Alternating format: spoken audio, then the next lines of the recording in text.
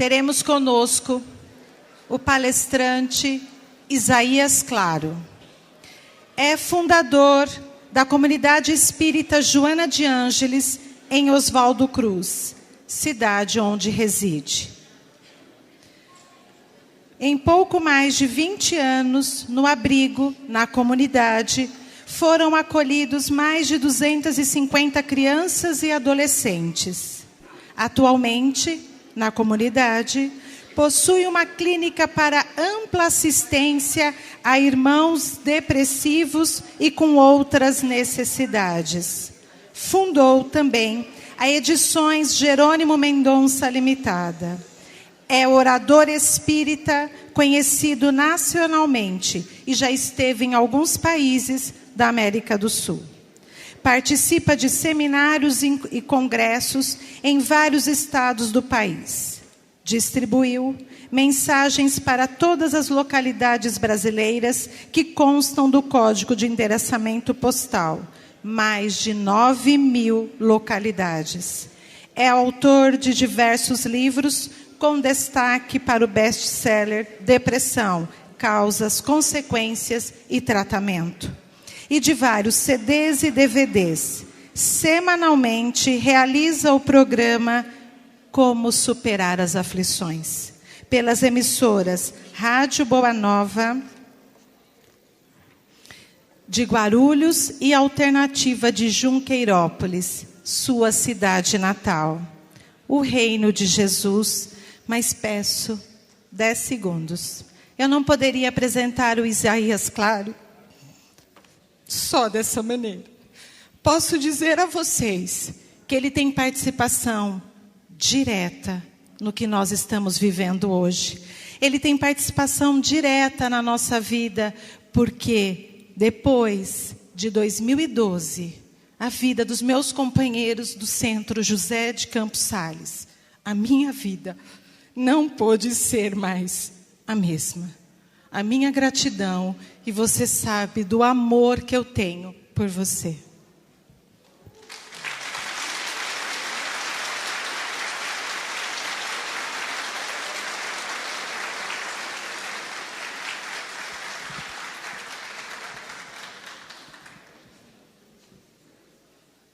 Tanto tempo longe de você.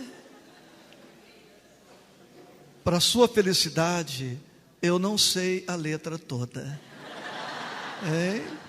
Chama aqui o grupo Sons da Alma, por favor.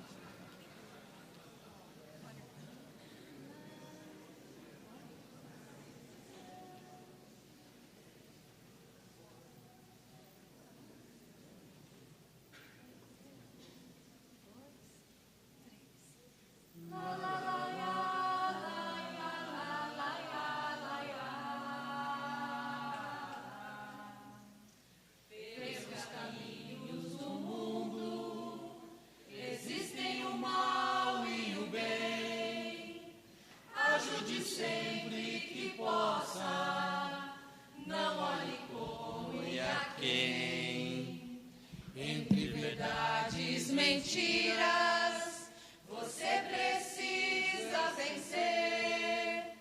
Pague com amor toda a ira endereçada a você. Faço assim e vivo sempre a cantar. Um sorriso cabe em qualquer lugar. Faço assim e vivo sempre a cantar. O sorriso cabe em qualquer lugar. Entregue amor onde esteja, sorria o quanto puder.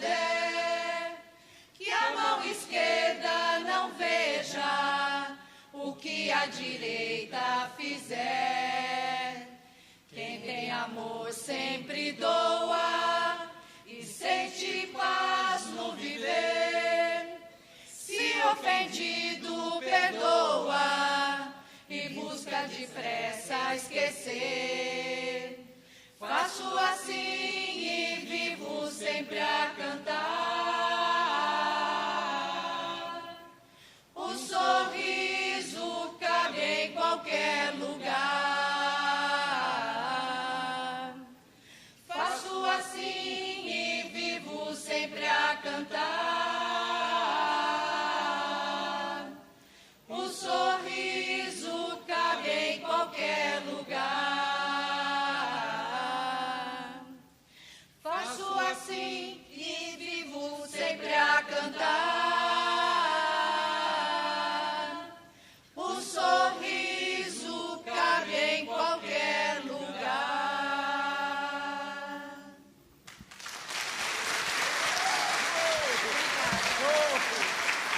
Show! Parabéns, Mário. Amigos, honra-me imensamente participar deste evento.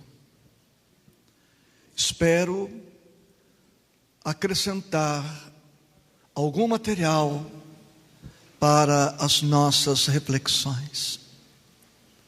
Abro mão de qualquer postura mais formal para me sentir o mais perto de você.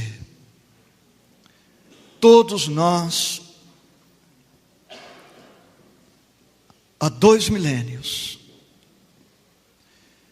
repetimos a exaustão algumas expressões, frases. Não trarei nada novo, mas espero que a reflexão seja algo nova. No sentido do estudo desta hora, digo a você que as 2 palavras mais importantes que Jesus disse foram: Pai Nosso. Se Jesus tivesse vindo e dito a toda a humanidade, Pai Nosso, e se fosse, teria deixado a solução para todos os problemas mundiais. Pai, Deus, paternidade divina, nosso, fraternidade entre os homens. Quando estas 2 ideias nos permearem, nos penetrarem, os problemas do mundo estarão para sempre superados. Até hoje, a humanidade não entendeu. E quem entendeu ainda apresenta grande dificuldade em aplicar o Pai Nosso. Está tudo aí. O mais é a explicação disto. Mas seguindo, venha a nós o teu reino ou o vosso reino. Outra palavra tão repetida e tão pouco objeto de nossas reflexões. Considere a minha presença aqui como um convite à reflexão, um estudo, e não uma conferência no sentido clássico. Porque eu não quero ser hoje conferencista. Eu quero ser seu irmão e aplicar com você o Pai Nosso. Ecce homo, este é o homem, este é o cara, este cara sou eu, parafraseando Roberto. Sobre ele, este paradoxo. É o homem mais comentado e menos conhecido. Para iniciarmos as nossas reflexões na esteira do que propõe a doutrina espírita, não o consideremos mais e somente um chefe religioso. Ele é tudo que você puder conceber. Para não me estender, trago 10 condições, atributos, características deste homem. Ele é engenheiro, você concorda? Arquiteto, paisagista, físico, matemático, geômetra, irmão, companheiro, psicoterapeuta, médico, administrador. Não contei e poderíamos nos estender. Ele veio para uma missão muito clara, tão clara e tão importante, que tendo nascido na história, expressão de Renan, dividiu-a em antes e depois dele. Um dia, neste nosocômio chamado Terra, todos seremos loucos por ele. Seremos loucos por ele. Numa tarde de sábado, ele vai à sinagoga, como fazia sempre. Mas aquela tarde foi muito especial. Ele abriu o Torá e leu o que está escrito no profeta Isaías, por coincidência, o mesmo nome. Mas na Bíblia é S, o meu é com Z. Meus pais, já adivinhando que eu não era flor que se cheira, não imitaram a Bíblia totalmente, então colocaram lá uma perninha a mais que faz toda a diferença. Ele leu Isaías capítulo 61, versículo 1, e ele foi tão paradoxal que para fundar o reino não usou um discurso próprio. Ele usou as palavras do profeta Isaías. Assim ele proclamou o advento do reino. Vamos ler. O Espírito do Senhor, quem mandou? O Espírito do Senhor está sobre mim, pelo que me ungiu para anunciar a boa nova aos pobres. Enviou-me para proclamar a libertação dos cativos e a restauração da vista aos cegos, para pôr em liberdade os oprimidos e apregoar o ano aceitável ao Senhor. Leu o profeta e sentou-se. Depois retorna à tribuna e explica isto. Para espanto, para surpresa, para desagrado, para desesperação, para revolta dos ortodoxos. Porque foi, ao mesmo tempo, um impacto altamente positivo e decepcionante. De repente, Emanuel, o príncipe da paz, o salvador do mundo, para a vergonha de Israel, tinha nascido em Belém ou em Nazaré. Há uma discussão histórica sobre isto e não importa. Belém, que não tinha dado absolutamente nada de bom na história de Israel.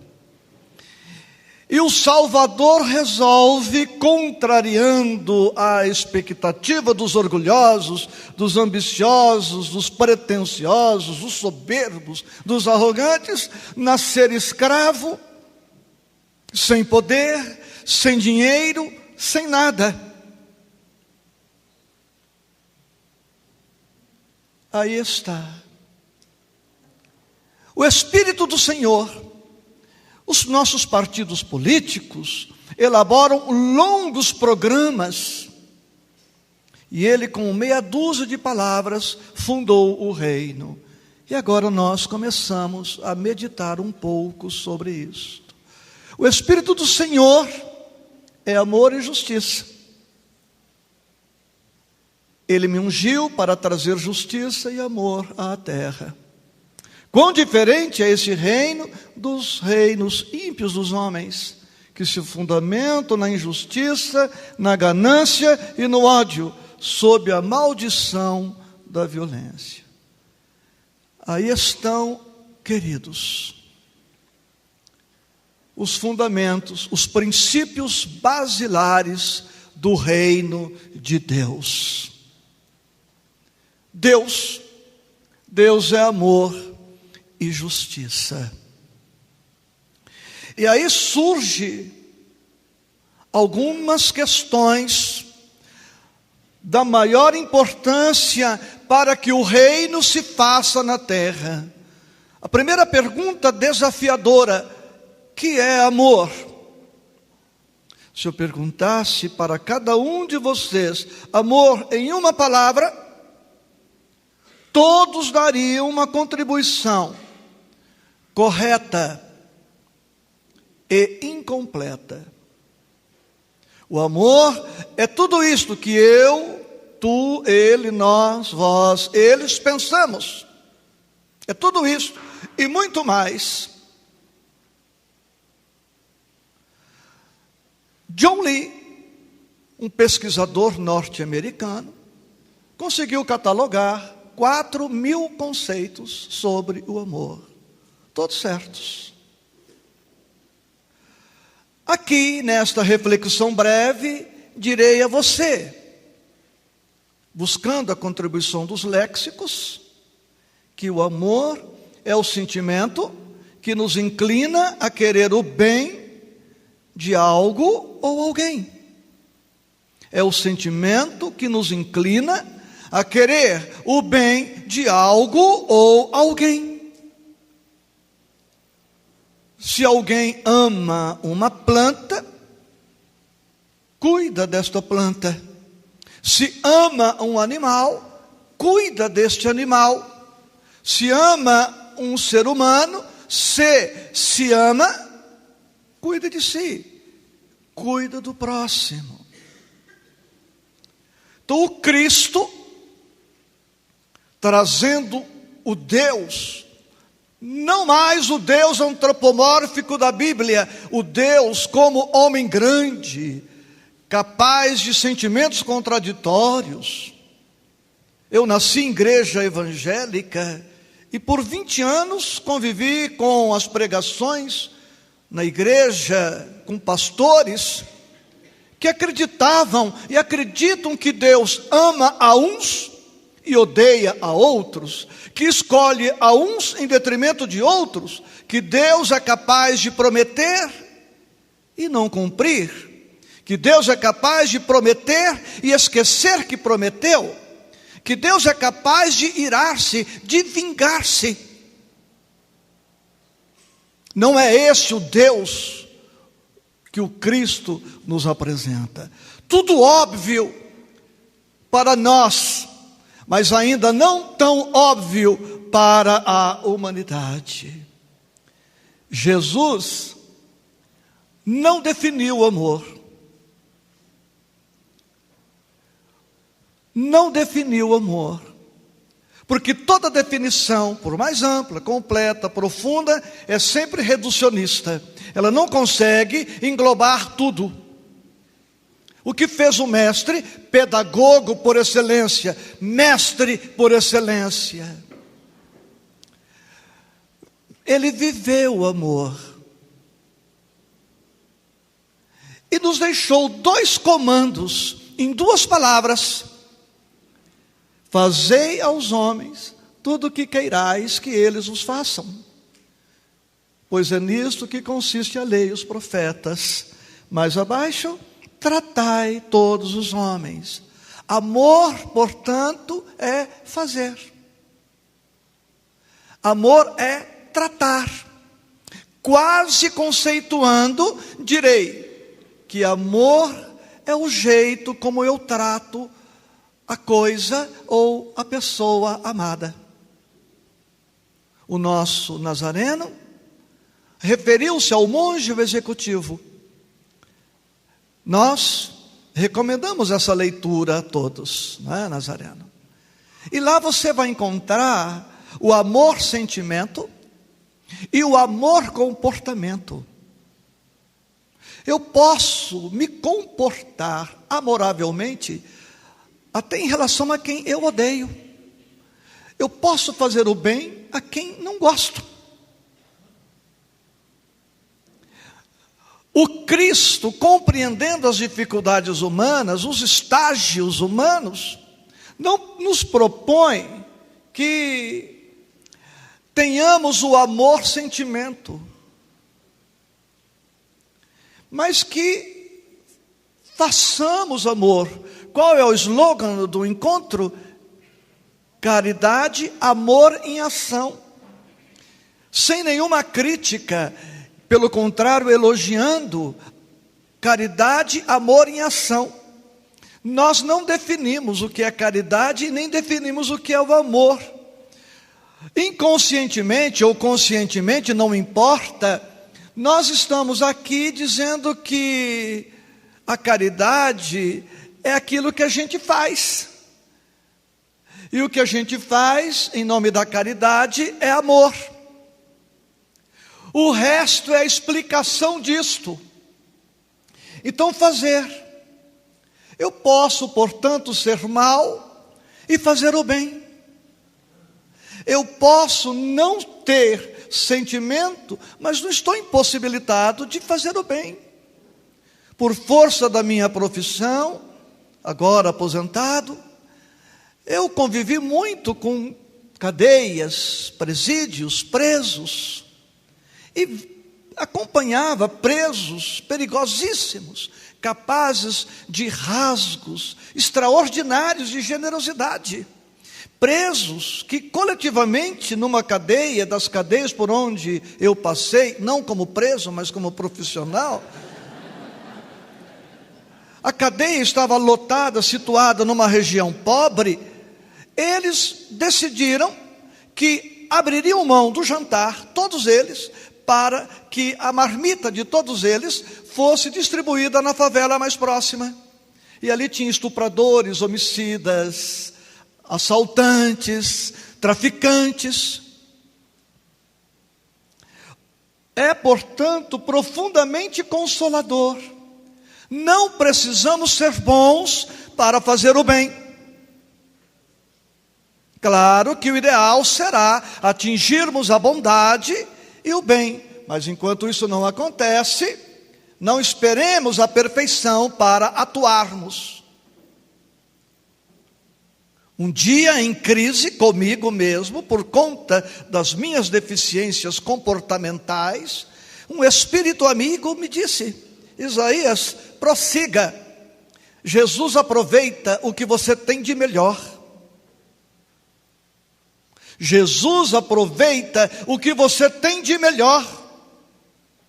E foi aí que eu desenvolvi um slogan que aplico a mim mesmo: pau podre também salva náufragos. Olha que beleza, hein? Se tudo que você tem à mão é um pau podre, meu filho, se vira, tá?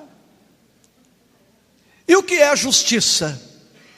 Está aí o nosso Tiago Essado, promotor aqui em Rio Claro, meu amigo de longa data, ontem meu discípulo, hoje meu mestre, né, Tiaguito? Está aqui, o que é a justiça? Eu fiquei 34 anos na ativa profissional tentando definir. não consegui, me aposentei. Duas coisas me levaram à aposentadoria: tentar chegar ao conceito de justiça e colocar o serviço em dia. Nunca consegui. Aí eu percebi que eu não ia dar conta, me aposentei. O que é justiça? Outro enigma. E proponho a você, não feche conceito, porque todo conceito fechado é preconceito. Cuidado com os paradigmas. Começamos a repetir, cristalizamos certas ideias e não nos apercebemos que muitas vezes as ideias estão antagônicas, contraditórias e superadas. Por exemplo, algo deste tópico eu apresentei em Ribeirão Preto. Sobre justiça, não vou trazer tudo aqui, mas eu tenho 25 conceitos do que seja justiça. 25 conceitos. E todos eles incompletos. E se não tomarmos cuidado, em nome desses 25 conceitos, consolidamos injustiças. Querem ver? Eu vou dar uns 2 ou 3 conceitos, depois mais você anota seu e-mail numa nota de R$100 e passa para mim e eu mando os outros para você, tá? Anote a lápis, tá? Justiça é dar a cada um o que é seu. Parece fechado, perfeito. Mas quem vai dizer o que é seu? Se for eu vou dizer que o seu é menor que o meu. Porque afinal de contas, eu sou o fulano de tal, e você, quem é você? O seu do patrão é um, o seu do empregado é outro, o seu do poderoso é uma coisa, o seu do pobre. A palavra caridade precisa ser reciclada pelos espíritas, porque em nome da caridade mal interpretada, podemos perpetuar injustiças. Podemos perpetuar injustiça. Pobre, para pobre é sopa.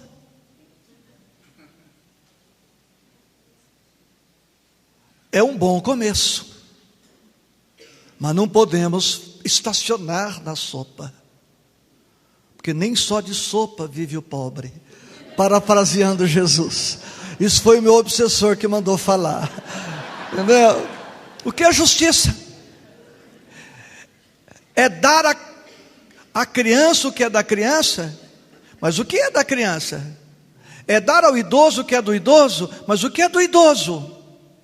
Sabiam que o idoso em países pobres, a aposentadoria cai assustadoramente, os remédios ficam caros, inacessíveis. Isso não é falta de competência, falta de planejamento, isto é uma ideia muito bem urdida, porque numa cultura materialista, idoso tem que morrer, tem que ser descartado. Dói falar, dói ouvir, mas é a verdade. É a verdade.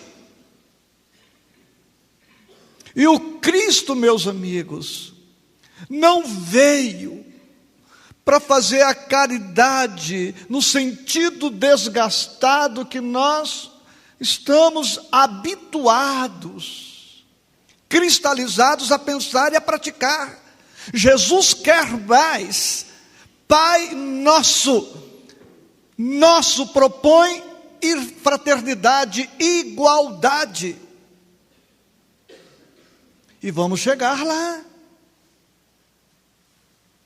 Questões 875, passaremos ao largo, porque nós temos ainda 200 lâminas para trazer a você.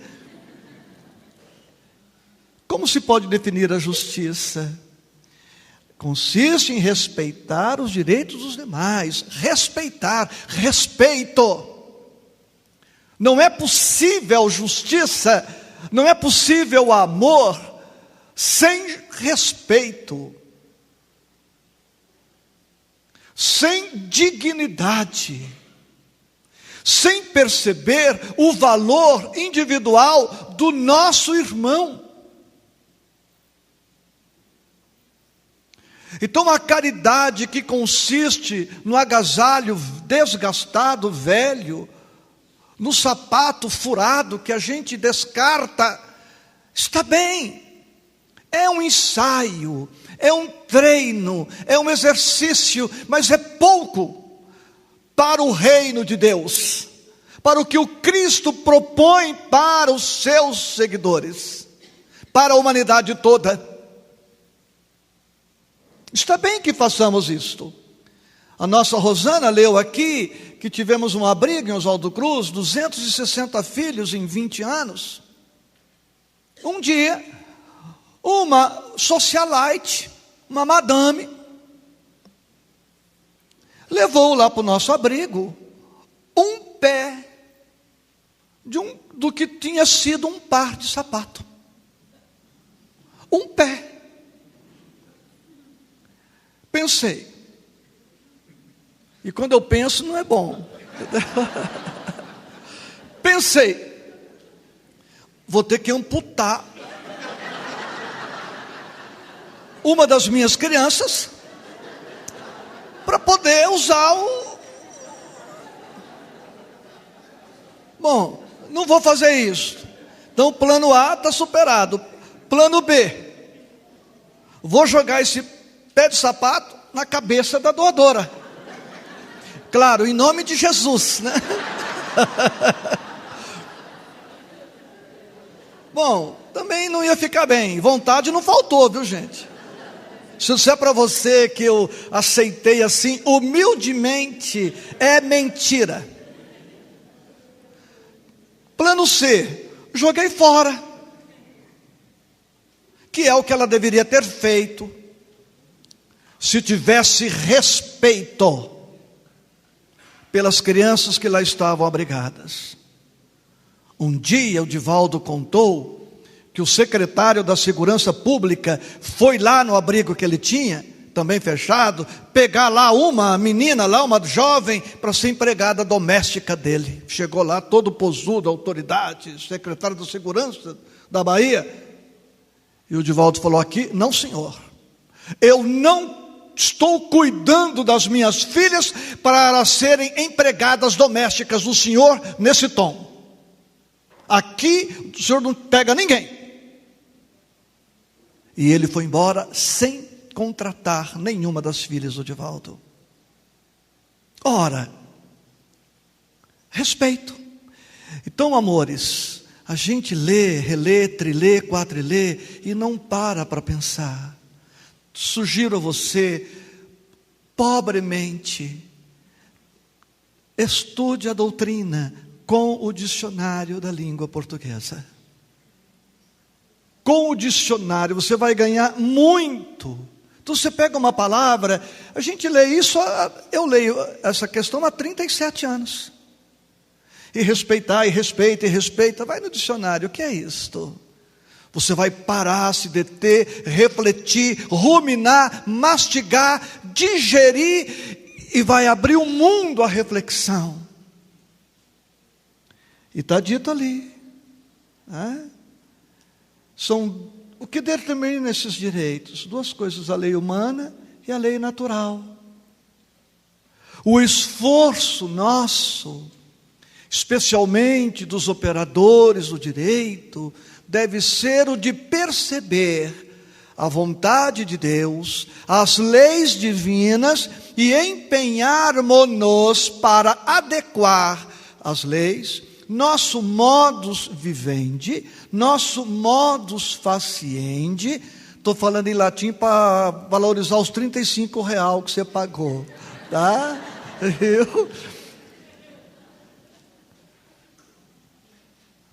A lei de Deus. E nesse sentido, olha a questão 876.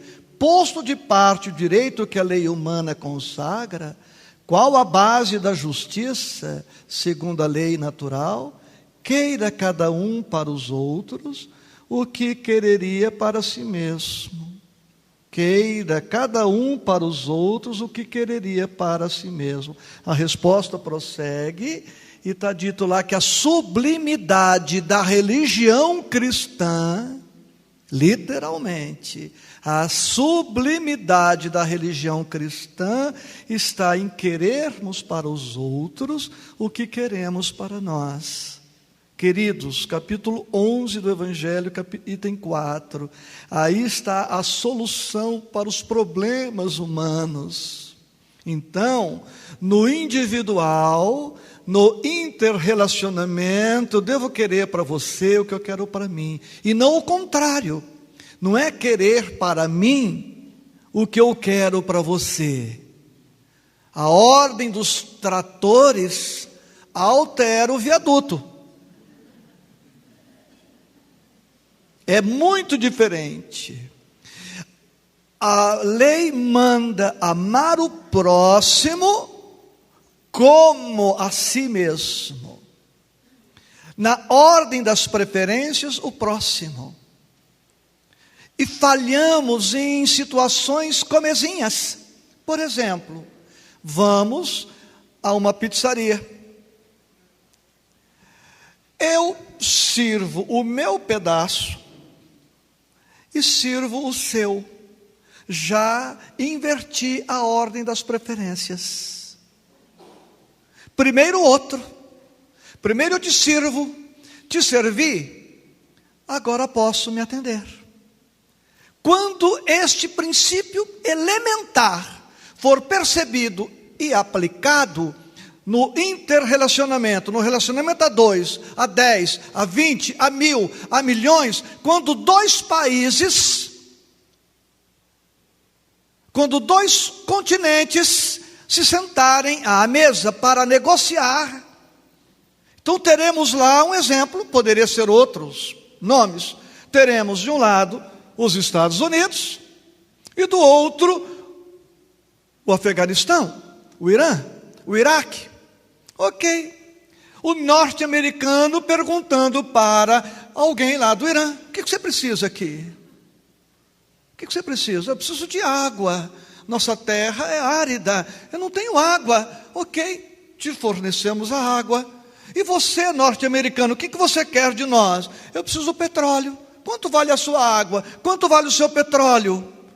Amor, na prática, fazei aos homens tudo o que quereis que os homens nos façam. Tratai os homens como quereris que os homens nos tratassem. Observem que são práticas do cotidiano. Não tem nada a ver com religião. Um materialista pode fazer para outro materialista o bem, sem cogitar de fé, sem cogitar de caridade, cogitando simplesmente da justiça.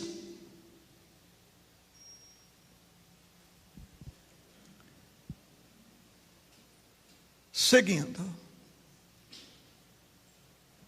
E todo o Evangelho, claro que estamos examinando hoje à luz do tema o reino. Todo o Evangelho vai nos apresentando convites ao desprendimento, ao desapego, à justiça, à igualdade. Todos conhecemos a passagem do moço rico. Que devo fazer para herdar a vida eterna? Cumpra a lei. Ou seja, seja um crente formal, vai no centro, toma passe, assista palestra, de preferência de olho fechado. E se alguém disser que você estava dormindo, não, estava emancipado, né? Puxa, mas e aquilo que escorria lateralmente? Não, eu estava doando ectoplasma. Você entendeu? Sim, mas e essa protuberância? Perispírito dilatado. Ai, que beleza. Tem uma música linda que eu ia trazer para vocês e não trouxe, cantada pelo Sérgio Santos, o jovem rico. Certo dia alguém chegou e ao mestre perguntou: o que espera Deus de mim? Como posso ser feliz? Vai, vende tudo que tem e dá a quem não tem. Amor, dá de ti mesmo sem nada esperar. E volta, pega a tua cruz e vem, segue comigo até... Sem nada pedir, então tudo terás. Então nós vamos chegar lá. Aquele que se agarrar à sua vida, perdê-la-á. Aquele que a perder por amor de mim, a encontrará. Livro dos Espíritos, queridos, que precisamos fazer uma releitura, com olhos mais atentos, mais críticos. E para isto, eu preciso dizer que precisamos reciclar, refundir o conceito de karma.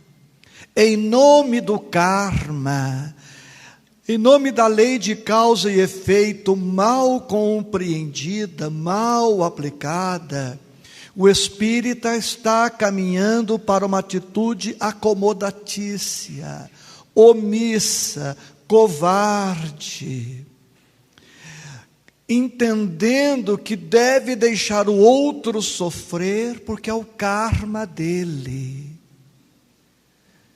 E sem ser indelicado com você. Onde você leu isso em Kardec? Onde lemos isto em Jesus? Pelo contrário, está dito no capítulo 5 do nosso Evangelho, item 27, que não usa a palavra karma, que alguém necessitado foi colocado perto de mim, porque de repente o meu karma é ajudá-lo. Em nome do karma, o espírita está muito acomodado. E reparem que eu sei tudo do seu karma. Você está nessa pindaíba porque você merece. Agora, quando o sofrimento é comigo, é uma injustiça. Mas eu sou tão bom. Para você é karma. Para mim é injustiça. Olha a injustiça aí nos conceitos. Ora, se é injustiça para mim, é para você. Digo a vocês que, matematicamente falando, é impossível que em alguma época da humanidade nós tenhamos tido 1 bilhão de maus ricos para termos agora 1 bilhão de bons pobres. Nunca houve tantos ricos assim. De Jesus para cá, a distribuição de renda na humanidade melhorou 2% só. Ao tempo do Cristo, 6% da população mundial detinha 94% dos bens e recursos. Hoje, 8% da humanidade detém 92% dos recursos. Sabe o que quer dizer isto? Vamos transformar essa tela num bolo. Já que está chegando a hora do almoço, vamos pensar na sobremesa. Um bolo. Vamos dividir este bolo em 100 pedaços. 100 pedaços. Eu pego 8 aqui na frente, e pego 9 aqui na frente, e dou um pedaço inteiro para cada um dos 9. Vai sobrar um pedaço para distribuir para vocês. É a justiça dos homens. E nós vamos encontrar o uso dos bens da terra, um direito de todos os homens? Sim, o uso. A questão está no abuso, que acaba se transformando em escassez para os que não têm acesso aos mesmos bens.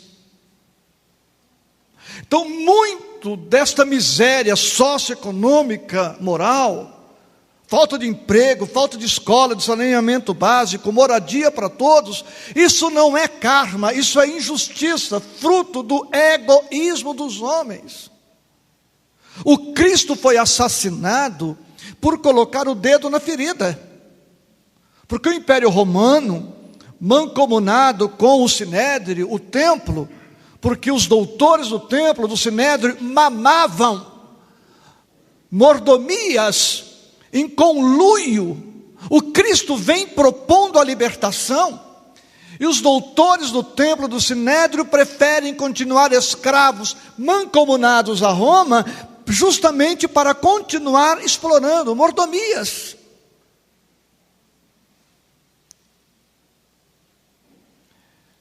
Traçou a natureza limite aos gozos.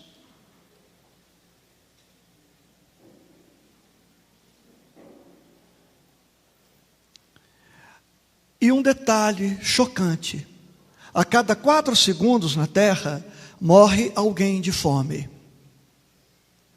E a cada 3 segundos morre alguém de tanto comer. O excesso à mesa mata mais do que a escassez. Certas doenças, muito conhecidas hoje, são fruto do excesso. Alguém disse que 3 pós estão matando a humanidade. 3 pós brancos: o sal, o açúcar e a cocaína. Eu fiz o exame da glicose semana passada para poder fazer palestra aqui hoje. O normal é até 99, eu estou em 102. Show! Comi mais um pouquinho de doce para comemorar. Que se deve pensar do homem que procura nos excessos de todo gênero o requinte dos gozos? Então são questões necessário e supérfluo. O nosso Nazareno falou disto. Necessário, dicionário da língua portuguesa. Necessário, o que não pode faltar. Necessário, o que não pode faltar. Portanto, tudo aquilo na minha vida, na nossa vida, que se faltar, não fará assim tanta falta, é supérfluo. Sendo direto, nós temos 2 pés. Quantos pares de calçados temos? Já imprimindo objetividade. Essa pergunta não vale para as mulheres.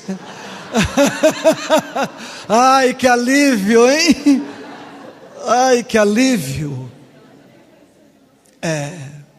Necessário é o que não pode faltar.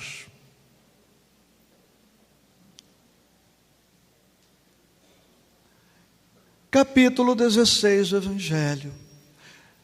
Evangelho segundo o Espiritismo é um código de ética comportamental. Quem diz isso é Kardec, na introdução do Evangelho. É um código. É um código. E no capítulo 16, nós vamos encontrar: não se pode servir a Deus e as riquezas, traduzindo. Onde estiver o vosso tesouro, ali estará o vosso coração. Onde estiver o vosso tesouro. E todo o capítulo 16 é um convite à reflexão profunda. O Nazareno falou de depressão, eu também estudo o tema há muito tempo. E tenho atendido espíritas com depressão pelo sentimento de perda de coisas. Espírita deprimido por ter perdido coisas, colocando a sua segurança, colocando a sua tranquilidade, colocando a sua felicidade fora de si, portanto, distanciando-se dela. Então, todo o capítulo 16, amores, é um chamamento à reflexão, olha, preservar-se da avareza. Jesus em casa de Zaqueu, que segundo as boas línguas, seria Dr. Bezerra de Menezes, né? Zaqueu diz: Senhor, quando tocado pela presença de Jesus em sua casa, e Zaqueu subiu no sicômoro para ver Jesus, e Jesus falou para Zaqueu: Zaqueu, desce depressa.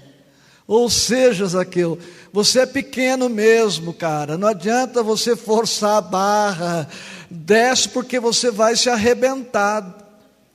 Vem para o chão, que aqui é o teu lugar. Claro, colocado aqui com simplicidade, sem atavios. Olha, todo o capítulo, parábola dos talentos, né? Que a gente coloca, talento é todo recurso que você tem. O talento da voz, o talento dos ouvidos, o talento dos pés, das mãos, né? Você se recorda, um recebeu 5, trabalhou, multiplicou-os em mais 5, transformando-os em 10, outro recebeu 2, trabalhou, multiplicou em 4, outro recebeu 1 e enterrou, fez nada com o talento. E tudo isso, utilidade providencial da riqueza. A doutrina e o Cristo não são contra a riqueza, mas contra o apego, o egoísmo, o orgulho, que nos leva a nos desinteressar pelo outro.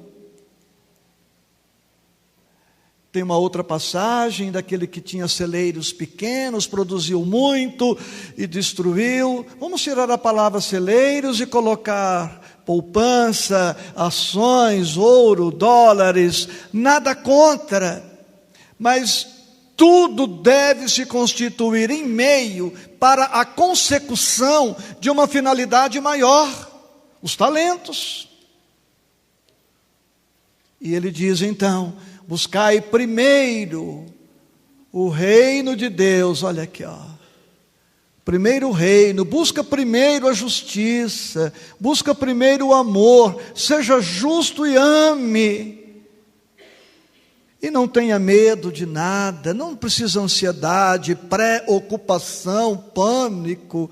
Você vai conseguir tudo que você necessita. Em Salmos, há uns Salmos, onde há quase 3.000 anos Davi escreveu que ele nunca tinha visto alguém confiante em Deus não superar dificuldades. Não temais, ó inquieto rebanho. Então Deus sabe, fala da previdência e da providência. E Jesus nos dá o exemplo. Jesus nasce numa estrebaria, pobre, escravo, de profissão carpinteiro. Seus discípulos eram homens simples, pobres, e não consta que tenham morrido de fome, de sede, de frio. Portanto, Jesus nos propõe um novo modelo. O meu reino ainda vai ser um dia. Cuidados, irmãos espíritas, para não repetirmos a visão católica de que o reino é somente depois do túmulo, que a felicidade é somente depois do túmulo. Jesus quer este reino aqui. Isso ele diz a Pilatos. A terra do futuro será a terra em que o amor e a justiça triunfarão. E todos os sentimentos e todas as práticas que decorrerem do sentimento de justiça e do sentimento de amor. No meu reino, os que mandam são os que servem. Ele inverte o paradigma vigente à época. Os grandes são os que se humilham, pois os que se exaltam são humilhados. Meu reino é um reino de servidores. no meu reino não há traficantes, tudo o que recebemos vem do Pai. O Pai dá tudo de graça aos filhos, e estes devem dar de graça o que assim receberam. Capítulo 26 do nosso Evangelho. Dai de graça o que de graça recebestes. Estamos lendo isso há quase 160 anos.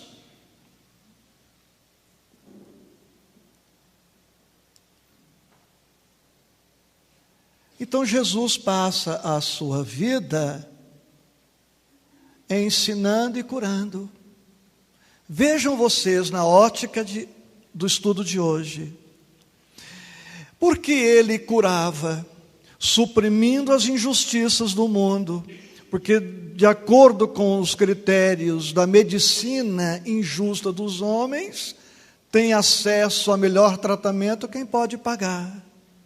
Porque Jesus curava, porque aqueles doentes tinham direito à cura, tinham direito à assistência médica, mas como a justiça da época não lhes oportunizava acesso a uma medicina com qualidade, ele supria. E assim, em todos os casos em que ele atendia. E ele não só curava, mas também pregava o Evangelho. O Evangelho como ferramenta de transformação. Falamos muito em reforma íntima e não sabemos bem o que é isso e para que serve. Se com a reforma íntima não modificarmos nossos paradigmas, nossos conceitos, nossa visão de mundo, nossa visão de humanidade, a nossa reforma íntima não se realizou efetivamente. Quando alguém nos bate a porta e nos pede lá um pedaço de pão duro, fique muito preocupado com isto. Ele está dizendo: olha, como eu sei que você é egoísta, e o pão mole é para você e para os que você ama, eu aceito o pão duro. E tem gente que nega o pedaço de pão duro. Assisti um filme nacional certa vez, o sujeito bateu a porta de uma das cenas, bateu a porta na hora do almoço, pedindo um pedaço de pão. O sujeito que atendeu falou: não vou te dar o pão agora, porque vai estragar o seu almoço. Mas o pão era o almoço dele. Entendeu? Então Jesus fazia isto, suprindo as injustiças do mundo. E multiplicou pães e peixes. E não fez sindicância para ver quem merecia comer daquele pão. Todas as curas ele realizou sem sindicar. Ele tinha um critério, se a saúde ia ser boa ou não para o doente. O que o doente ia fazer com a saúde. Mas fora isto, tudo que é de Deus é para todos, indistintamente. Qual é o pai que dará uma pedra ao filho que lhe pede pão? Qual o pai que dará uma serpente ao filho que lhe pede peixe? E Jesus arremata dizendo: se vós, sendo maus, sabeis dar boas coisas aos vossos filhos, quanto mais Deus que está nos céus. Que faz? É sinal para parar? Não. Que faz que o sol se levante para bons e maus, e que chova para justos e injustos. A chuva é para todos, o sol é para todos, o vento é para todos, as nuvens para todos. A terra, o fenômeno da fotossíntese é para todos, o verde da natureza, o oceano. Às vezes o sujeito assalta, mata, estupra sob um luar lindíssimo, sob a luz das estrelas, e nem por isso as estrelas deixam de brilhar. O que a pessoa está fazendo é problema dela. O meu problema, que não é problema, é desafio, é compromisso, é amar, é servir. O que ele fará do bem que eu estou oferecendo é problema dele. Anote aí a questão 879, que não está aqui, do Livro dos Espíritos. A caridade a justiça para ser perfeita se estende a todos. A caridade para ser perfeita se estende a todos. Justiça para quem merece, caridade para quem necessita, ainda que não mereça. Se ele merece ou não, não é problema meu.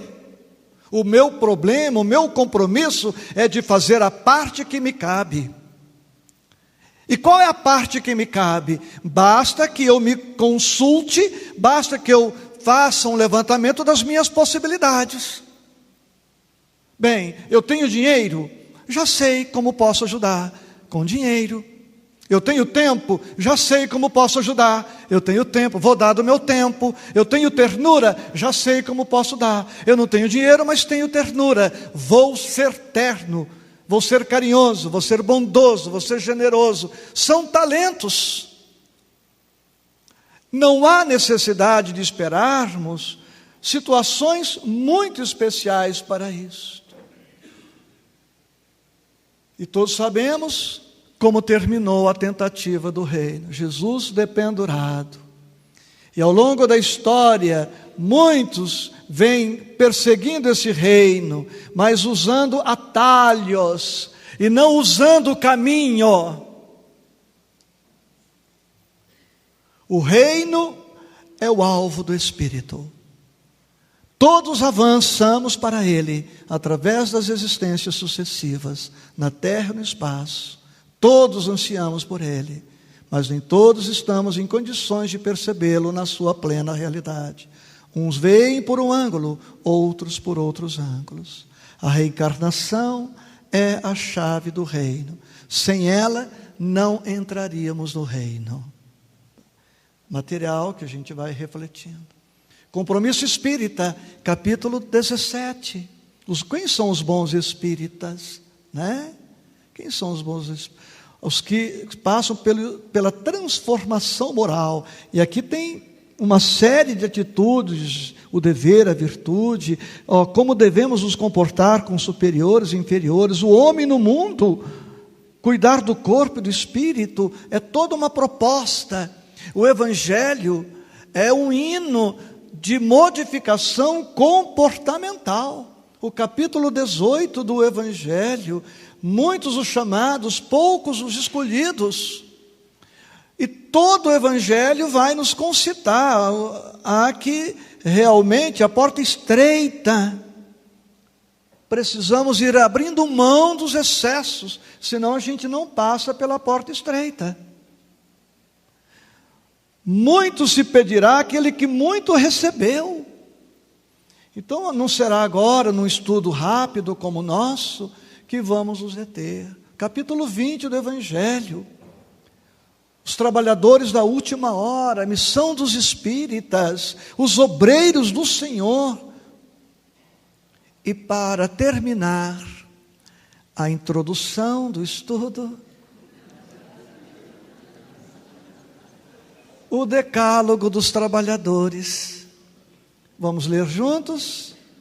Ao acordar, pense no reino, antes de pensar nas coisas terrenas. Ou seja, vamos pensar no amor e na justiça. Hoje eu preciso ser mais justo e mais amorável, ou menos injusto e menos egoísta.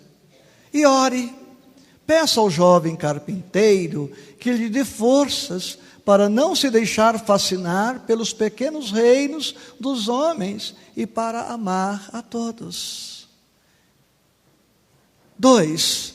Antes de iniciar o seu dia, lembre-se e grave na sua mente que tudo o que você fizer deve ser feito em favor do reino, mesmo no seu trabalho e nas suas mínimas obrigações rotineiras. Afaste do seu coração qualquer ressentimento contra quem quer que seja.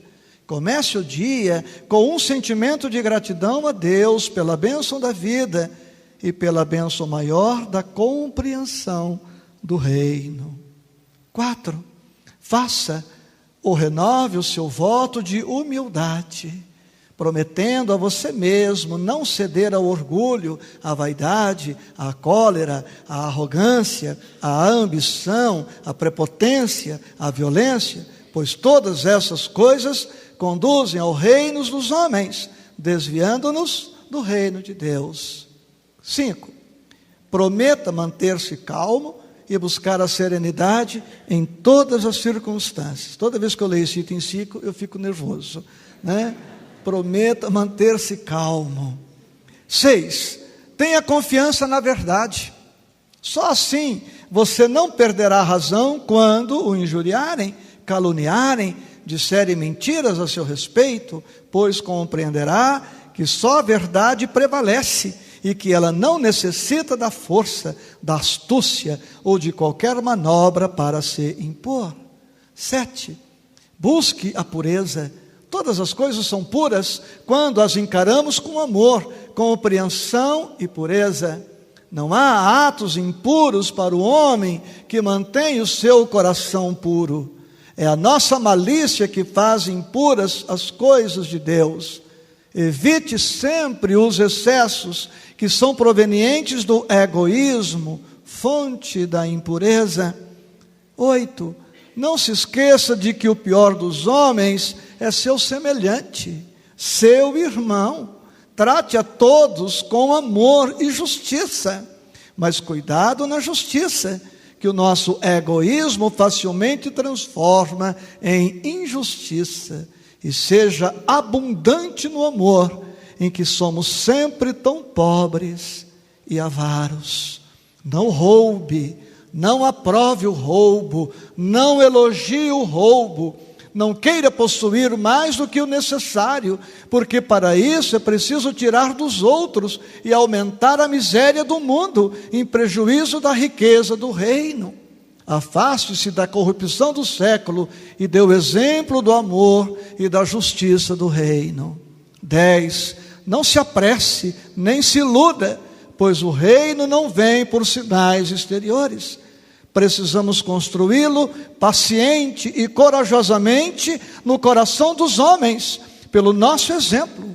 Amor, desapego e pureza são os instrumentos de construção do reino de Deus na terra.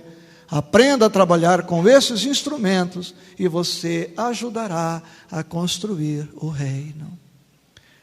Chegando em casa, reflita nisso tudo. Se for possível e é conveniente, registre seus empregados. Ele tem direito a fundo de garantia, INSS, a aposentadoria. Eu precisei registrar a minha antes de vir para cá, entendeu? Senão eu não ia ter moral para falar com você. Pague suas contas, seus impostos. Se alguém errou na hora de dar o troco, deu troco a mais, devolva. Isso não te pertence.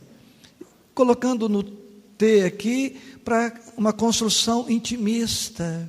Em tudo, sejamos justos, honestos, dignos, honrados. Cumpramos as nossas obrigações.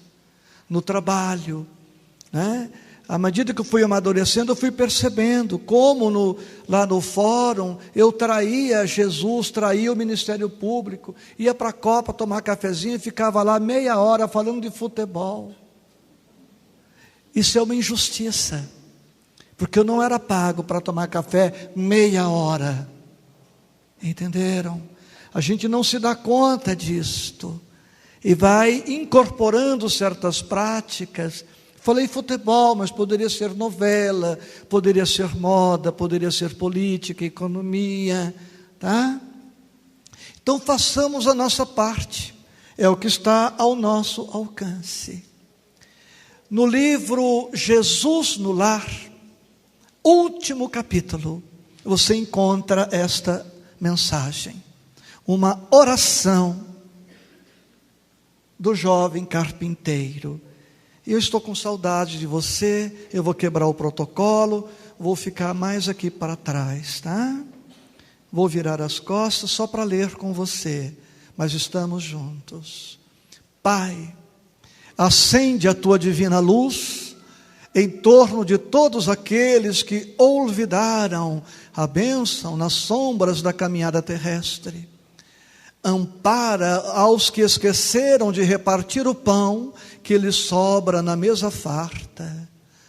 Auxilia aos que não se envergonham de ostentar felicidade ao lado da penúria e do infortúnio. Socorre aos que não se lembram de agradecer aos benfeitores que lhes apoiam a vida. Observemos, amores, que Jesus envolve a todos na sua oração. Compadece-te daqueles que dormiram nos pesadelos da delinquência. O texto é antigo, não tem mais o trema. Transmitindo herança dolorosa aos que iniciam a jornada humana. Levanta os que olvidaram a abnegação, que é desinteresse, no serviço ao próximo. Apiada-te do sábio que ocultou a inteligência entre as quatro paredes do paraíso doméstico. Desperta os que sonham com o domínio do mundo, desconhecendo que a existência no corpo físico é simples minuto entre o berço e o túmulo, à frente da imortalidade. Ergue os que caíram vencidos pelo excesso de conforto material. Corrige os que espalham a tristeza e o pessimismo. Perdoa aos que recusaram a oportunidade de pacificação e marcham disseminando a revolta e a indisciplina. Intervém a favor de todos os que se acreditam detentores de fantasioso poder e supõem loucamente absorver os juízos, condenando os próprios irmãos. Acorda as almas distraídas que envenenam o caminho alheio com a agressão espiritual dos gestos intempestivos. Estende paternas mãos a todos os que olvidaram a sentença da morte renovadora da vida que a tua lei lhes gravou no corpo precário. Esclarece aos que se perderam nas sombras do ódio e da vingança, da ambição desregrada e da impiedade fria, que se acreditam poderosos e livres, quando não passam de escravos dignos de compaixão diante de teus desígnios. Eles todos, Pai, qual sucedeu a tantos de nós, são delinquentes que escapam aos tribunais da terra, mas estão assinalados por tua justiça soberana e perfeita, por atos lamentáveis de deserção e indiferença perante o infinito bem. Eis aí o nosso menino com 12 anos, com os doutores. Ei-lo agora na carpintaria. Trabalhou a vida toda com madeira, serrote, martelo e prego, se preparando psicologicamente para ser crucificado. Todo dia ele pegava a madeira, o martelo, o prego e dizia: aqui estão os instrumentos que serão utilizados para o meu assassinato. Porque ele foi assassinado. Ei-lo aí. E aqui a claridade não permite muito. Queridos, não podemos muito, mas podemos alguma coisa. Eu sou espírita, à moda antiga, dou esmola, não pergunto o nome, cuidado com a filosofia. Não vou dar porque você vai beber. Você tem assim tanta certeza? Outro dia eu fui abordado, o sujeito estava alcoolizado. Eu não sou exemplo, não. Só estou trazendo meu testemunho pessoal, é como eu entendo as coisas. Um sujeito bêbado na rua me abordou e pediu: o senhor me dá R$2 por beber uma outra dose de cachaça? Eu falei: pela tua sinceridade eu vou dar 5. Você vai beber a cachaça e come uma coxinha e dá uma forrada no estômago. Ora, eu posso beber de vez em quando, uma taça de vinho tinto seco. Quer anotar o endereço aí? Tá? Para mandar uma garrafa para mim. Pode ser baratinho, tem vinho de R$15, não tem problema não. Eu posso de vez em quando apreciar uma taça de vinho. Ele não pode beber um copinho de cachaça. Isso chama-se em boa linguagem portuguesa, hipocrisia. Hipocrisia. Né? Então não estou aqui dizendo que vamos fazer isto. Não desconheço a lei do progresso, não desconheço a promoção humana, não desconheço que melhor do que dar o peixe é ensinar a pescar, mas quem é que está ensinando quem a pescar?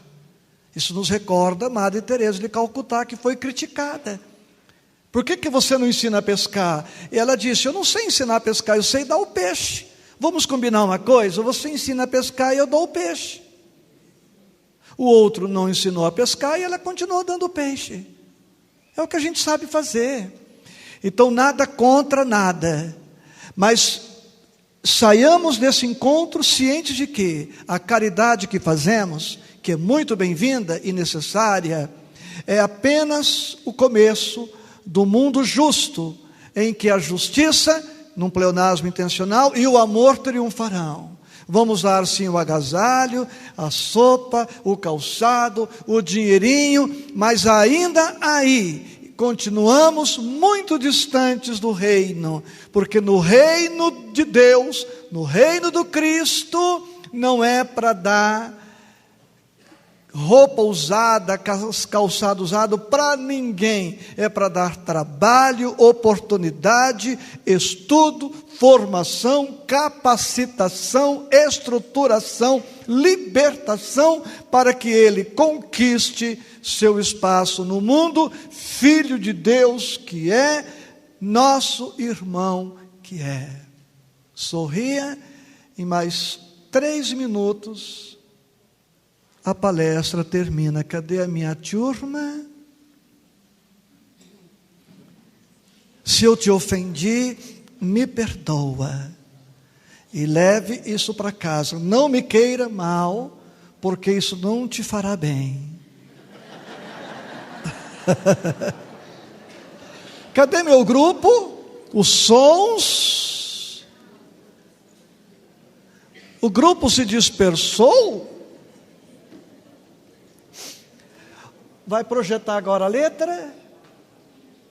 Projete aí, agora todos cantando, e a letra seja também, sirva também como estímulo para a nossa atuação no mundo.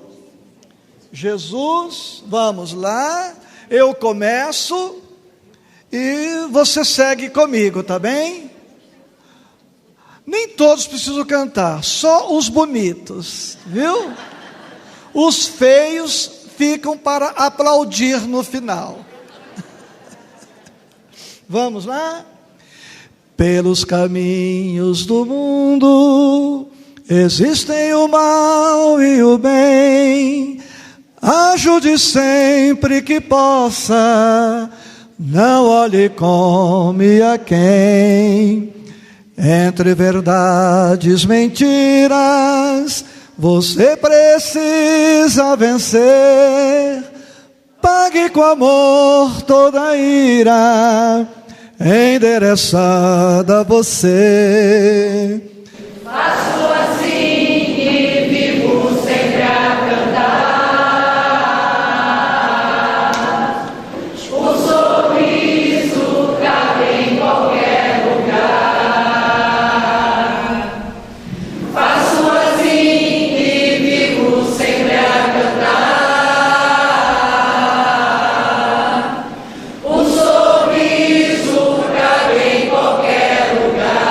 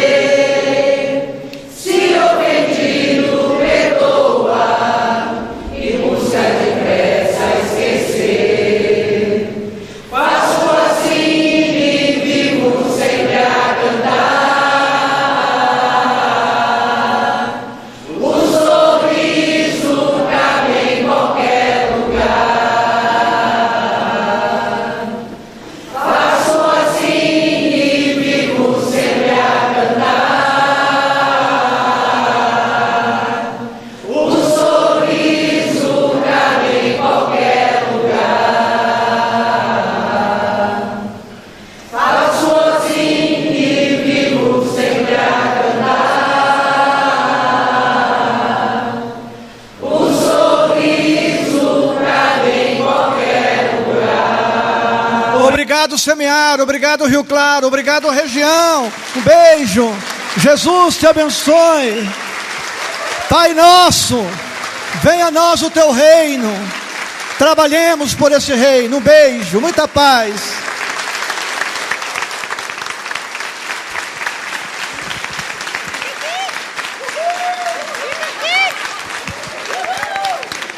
Isaías, muito obrigada. Obrigado, obrigado. Uma pequena lembrança do semear.